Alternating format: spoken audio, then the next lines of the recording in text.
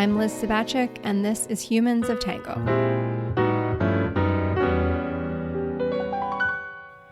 where we explore what tango has to teach through the experiences of those who dance it.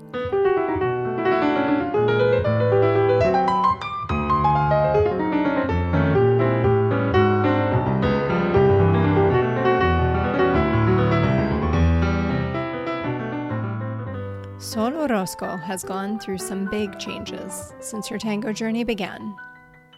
Fortunately, Sol's not afraid of change, especially when she sees the culture, community, and music of her beloved tango evolving with her. I do not come from a tango family. I grew up in Italy until I was 8, and then we moved to Argentina, but tango was never in my life.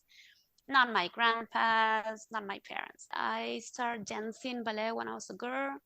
I stopped doing it when I was a teenager. I finished high school, and it's the 90s here. It's a very bad moment in Argentina, and I couldn't start college. I needed to work, so I started working in a bank. And I was doing very well, so I got my first car, I bought an apartment, I was engaged, and I got super, super depressed. I couldn't explain why. I had a great job, I had a great boyfriend, but I was very, very sad. And you know, when you're sad, you start just doing stupid stuff. And I started just breaking everything around me. And my mom was very concerned, so she said she wanted me to start dancing again. At the time I was 19, and I was like, I'm too old to come back to ballet, and I'm too old to start now contemporary. And she's like, no, let's do tango. And I was like, tango, I hate it. Old, why? She's like, no, it's wonderful, it's a new movement. I have this wonderful teacher, he's young, he's fun, blah, blah, blah, blah. Let me introduce him. Wait, was your mom taking tango classes?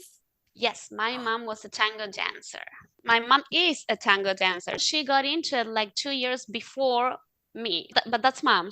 Everything that she does is like 200%. So now tango is the thing. So she organized a dinner, and in the dinner, I met Juan Cantone. You can hear from Juan in episode 6 of this podcast. We didn't start super well. I was very young and I was very proud. By the end, I promised my mom I would go to a tango class because I couldn't stop her. And I said, okay, I'm going to go with a friend. I'm going to stay 15 minutes and I'm leaving because I hate this stupid idea. So I went. I remember it was downstairs. It was like in a basement. And when I saw the dance floor, I stood there for like maybe 10 minutes and I was fascinated. Everybody was kind of doing the same thing, but in a different way. And I thought, how complex is this? How come they can remember this huge choreography for so long, so different and so similar? And when he came to me to talk about the class, I asked him, how do they know the choreography? And they're like, it's not a choreography, it's improvisation. And I was like, get the hell out of here. That is not an improvisation. He was like, I'm telling you. And I was like, this is not possible. I don't believe you. And he's like, look.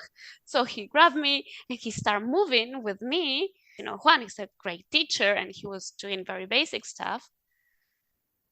And I thought, I'm dancing. It was beautiful. Let me tell you that dancing that I had was the first and the last one for the first 6 months, because at the time, tango was very traditional. So the first 6 months, you were just walking around the dance floor, learning walking. So it was a long process, but all this tango word caught me right away. So I started taking more lessons, and then I started to take private lessons. And then I decided to fall in love with my teacher. And thank God it was a beautiful connection. And we started dating with Juan. I start dancing more and more. So I'm working and I'm dancing and I'm sleeping very little, honestly. So I start failing in the bank. In my family, we are the 4th generation in the bank. So everybody knew my family and everybody knew my dad. So somebody went and talked to my dad about my poor attitude. So I had this very serious talk to my father. He was like, "What's going on?" And I'm like, "Well, I'm dancing tango and I love it. And I'm very, very sad because I know I cannot stop working. I know I need to quit tango because I cannot do both." And my dad at the time said, "Okay, let's try different. You can quit the bank for 6 months. If it doesn't work, you come back." So of course I did it for 6 months and it didn't work out financially. It took a little longer than that. So he was like, "Okay, let's try another 6 months." And that another six and an exit were in total 3 years. So we start from the very bottom with Juan. We start teaching everywhere. We will start dancing everywhere. We dance a little bit on the street. We dance in private parties. We open a cultural center, El Esquinazo, the big corner, but it's a very well-known tango.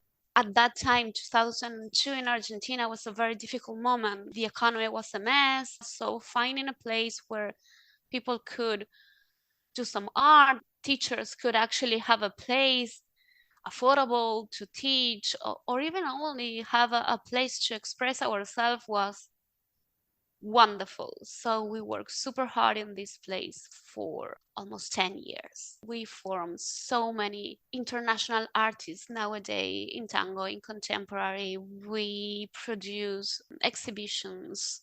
It was for us the platform to understand better. And now I'm thinking it was a platform for me to understand better how to produce something, how to be behind the scenes as an artist, producing the form before it shows.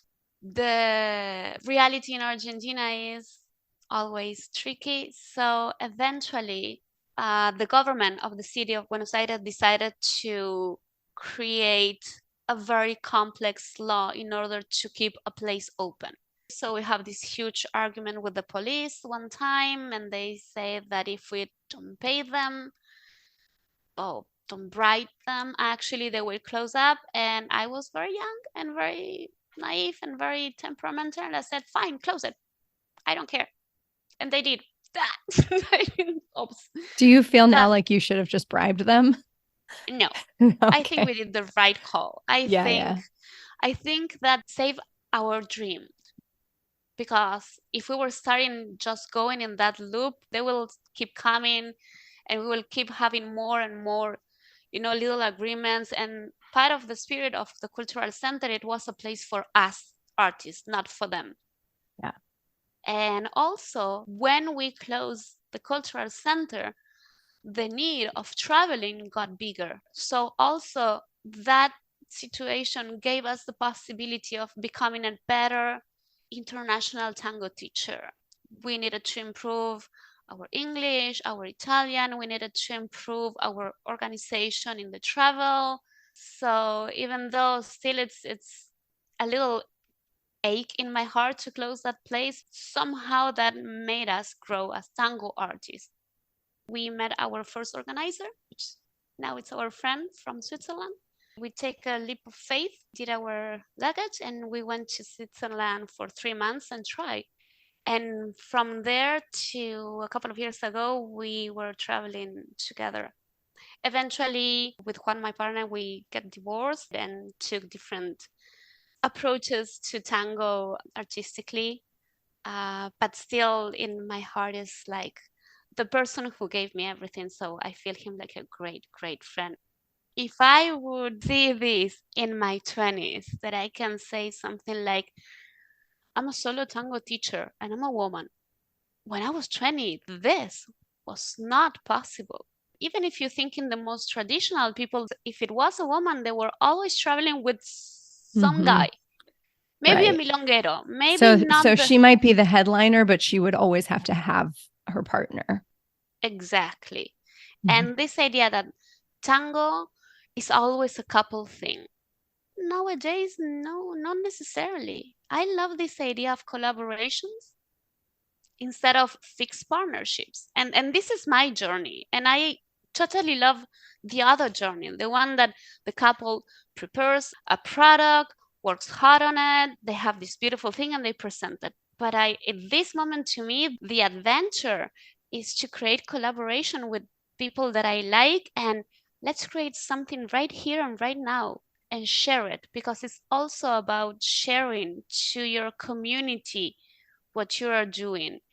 I feel so grateful and so taking care from my community. I have friends all around the world, but real friends, and they have been so loving and kind by giving me the opportunity of being me without somebody else, and think that they can learn from me without somebody else, that I can only feel responsibility and willing of working hard to keep giving them the best of me.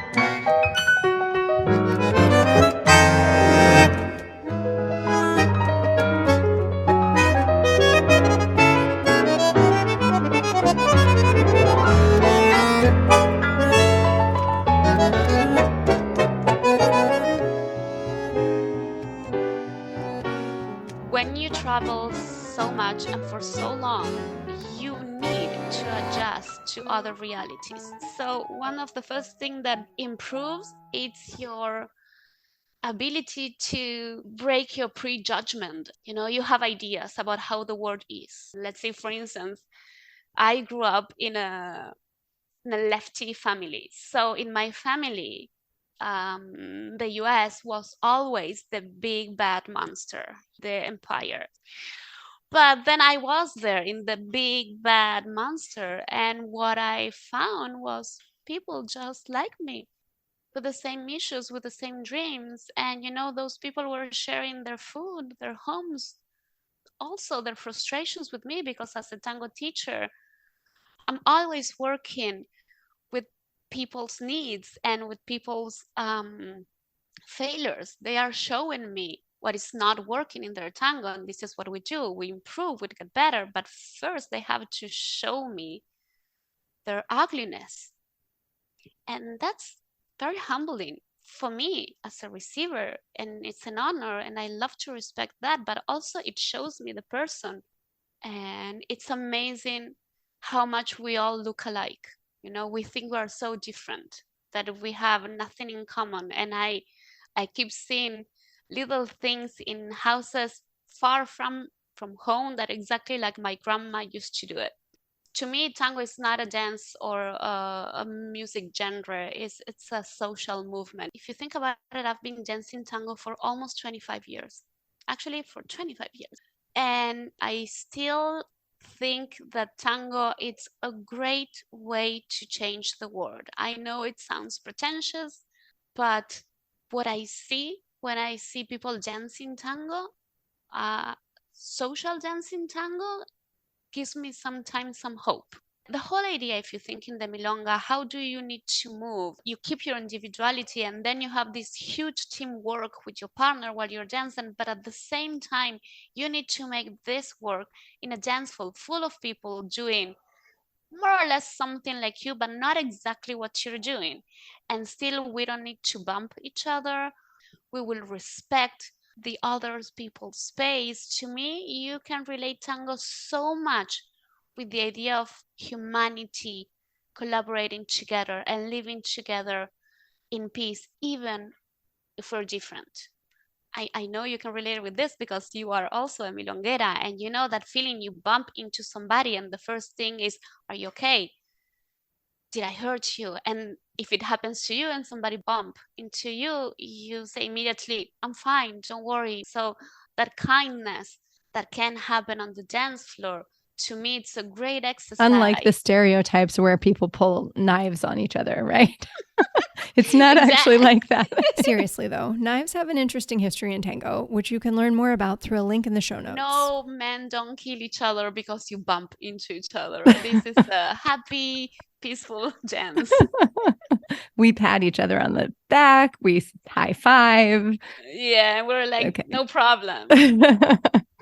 And then we badmouth the other person from behind. But this is humanity. This is not tango. There's got to be a dark side. Yeah. Exactly. That's the interesting thing, right? So yeah, I can relate tango to revolution in a beautiful, peaceful, good way. And for my students know they need to hear this every time. It's like we are the world. We make the difference here. Because if you learn kindness here, then that reproduces outside.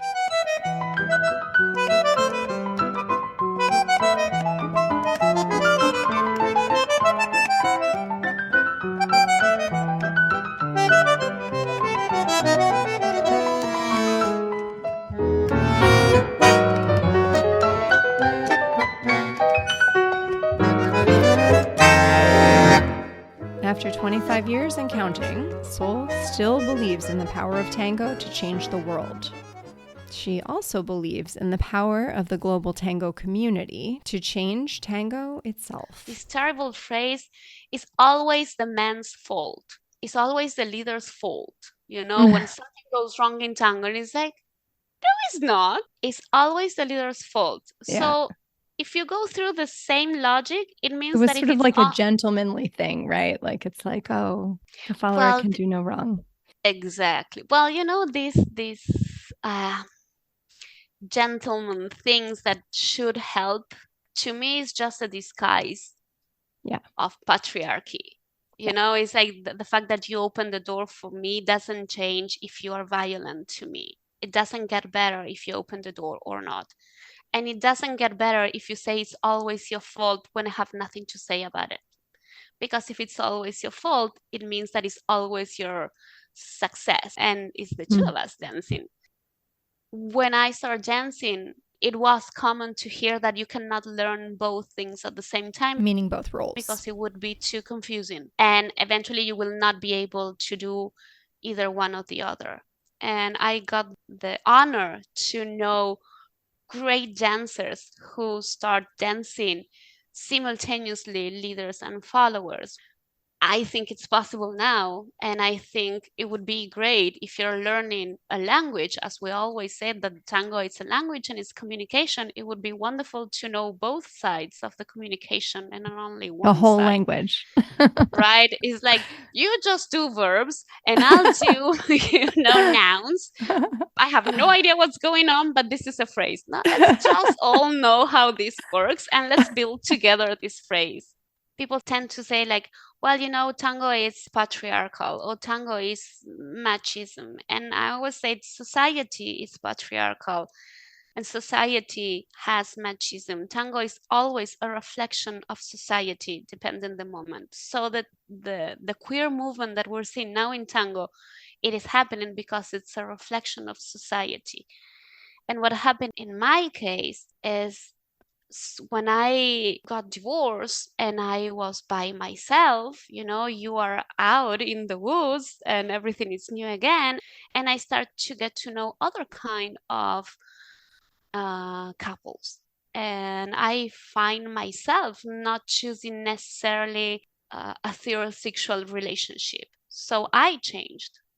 And when you start connecting in different social groups, also you start to know new people. When you open your eyes and then you start to see it everywhere. When you're out of the group, you don't see it, but then when you start to talk to people and you just look around, you start to see it. It's there. It was in tango. So I realized that I was in this changing world, and I was the one who was not seeing anything because I was in my let's say heterosexual bubble. Heteronormative bubble. Heteronormative. Thank you. But yeah, being in this bubble, stepping out of it, gave me a new world of possibilities, dancing and relating to people. So as I evolve with tango, I think my idea of tango as a dance free of genders connected to roles, it's evolved with me, and I don't think it's gonna change, or better say it's gonna keep changing in a beautiful way, but I don't feel that I want to come back to the bubble. The big problems when minorities raise up is that the reaction is stronger. Yeah, there's a backlash. Yes, this feeling that time are changing in a long term for good, but the backlash is here.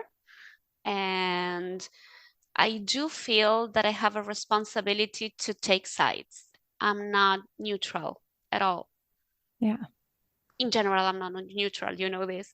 But in this case, I think it's super important because the interesting part of this queer tango community stepping up and getting stronger in the tango community is we have to learn so much. I have to learn so much about my own limitations and my own prejudgments, just the whole idea of the gender and of the identity of the gender, something that it's so comfortable in me, and I don't even have to think what I want to make the exercise of thinking and be careful about how do I address to somebody in the way that that person feels comfortable.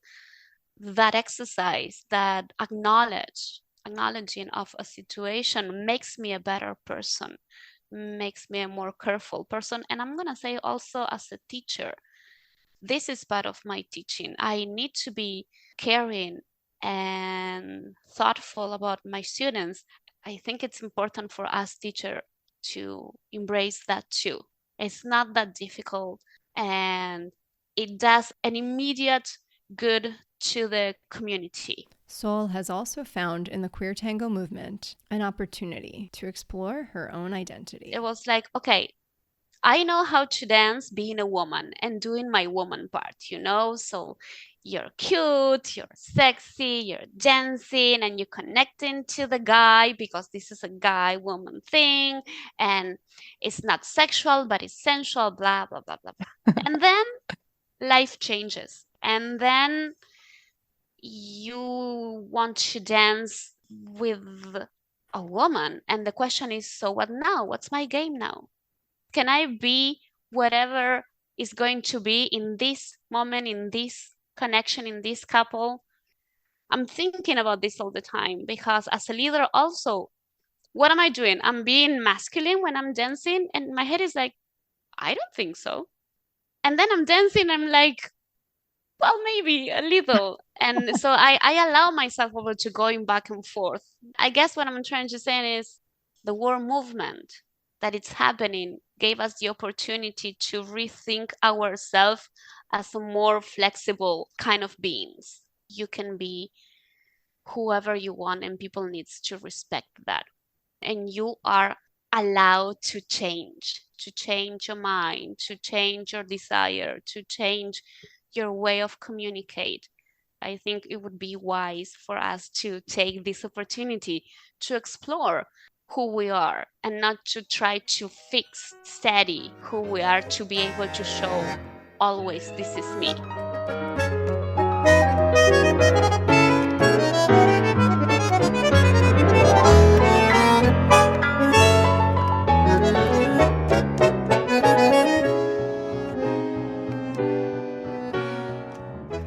There's another major area where Sol has been appreciating tango's evolution. In 2023, she found an opportunity to shine a light on the thriving renaissance of tango music in Buenos Aires. It began with a heated discussion between bandoneonist Amy Solera, who you can hear from in episode 8 of this podcast, and Juan Macho, another close friend of Sol's, who thought it would be a good time to start a festival. He's saying things like, we need to do this festival because nowadays tango has no new things going on. And Amy. Suddenly I'm in between this big argument between not having enough musicians to nothing about musician in Buenos Aires. And so I'm saying something like, well, so maybe what we need to do, it's a festival with the musicians. Instead of thinking in the festival as just for dancers and dancing, let's just aim the other side. And at the time, Amy was like, you cannot do that. And the worst thing that you can say to me is you cannot do it. Something just triggers in me. It's like, oh, you'll see. So it was very, very ambitious. Very.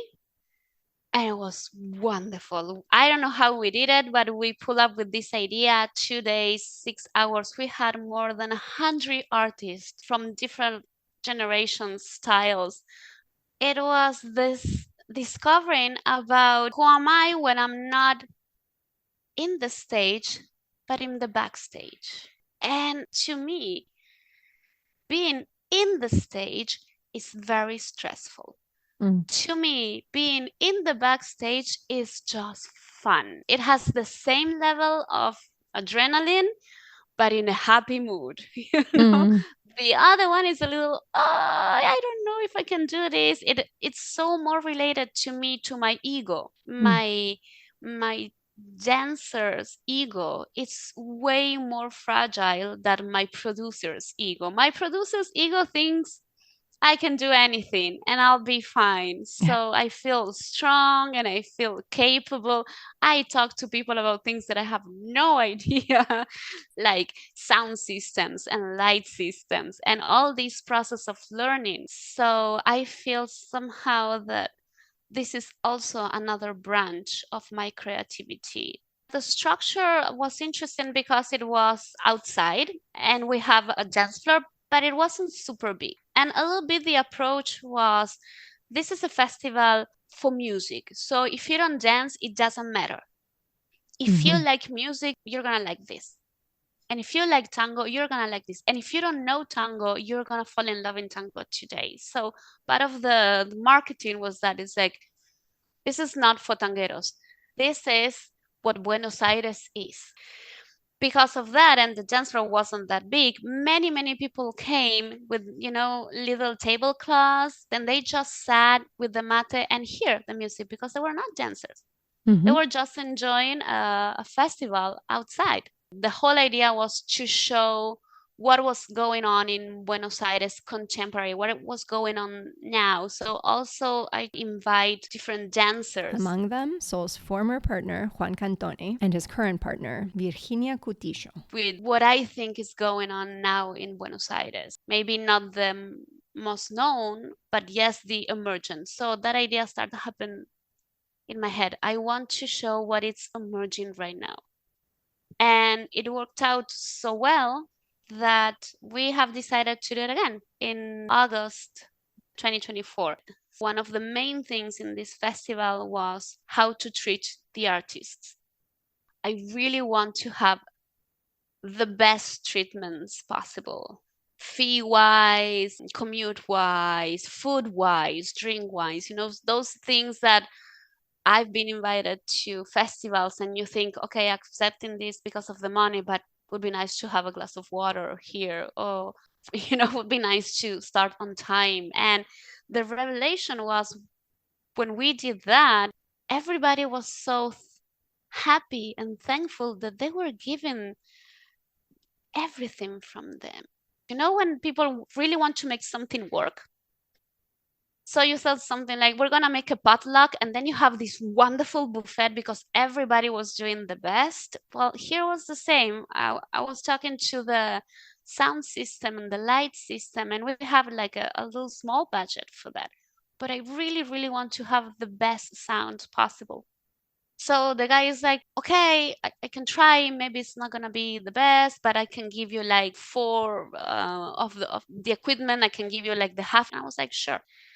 And the day that the guy arrives, I'm counting the boxes, the speakers, and I know I paid for four. And I keep counting, and I'm seeing 7, 8. So I'm going, Momo, look, I'm counting the speakers, and I think there are more. And he's like, yeah, I brought everything. And I was like, Oh. but why? And he was like, you know what? This is gonna be the best festival of the year. And so they have this beautiful, I was not aiming for lights because it was too expensive for us. They brought the whole system for lights. It was wonderful. My whole point is like, we can make a wonderful festival where everybody wins. Sol was clear about what made it possible for everybody to win in this first edition of Garufa Tango Fest. The local organizers and artists who went above and beyond in their contributions to the event and an international group of generous crowdfunders. This festival was a crowdfunding that we organized in the US. And this was as spectacular as it was because with that, I got to book and pay all the artists. So the rest of the money, I just could focus on the sound system, the space, the food. This was a collaboration. It's something that we Tango people offer to the people. Of course, this offering reflects decades of hard work and innovation among dancers, musicians, and organizers, whose efforts are ushering in what Sol and a growing number of others are calling a new golden age of tango. I'm not inventing anything. I'm the mirror that shows that this is happening. Part of being an artist is keep redoing these things. Things that don't change eventually die. Yeah. So either you are in the wave with us surfing this wonderful thing, or you stay back. Sure. We choose. This is the beauty of free will. Do whatever you want. I know what I want. I want to keep changing. Wait a minute. So we're choosing between surfing the wave or drowning? Okay. I told you that this could happen. Well, not changing is also a choice. Yes. We respect choices, whatever the results are. Maybe the closure of this interview is feeling grateful to be part of this wonderful movement in tango, and being extra grateful because I'm in this moment where things changes, and I am part of that, and I can change with them. And I encourage everybody to just dive in instead of being an observer. Be a doer. Tango is now, and the doors are open. So let's do it. Let's grab our surfboards, dear ones. Mil gracias, Sol. And thanks to Asato País Duo for their interpretation of Ilusión de mi vida by Feliciano Brunelli, which accompanies this episode.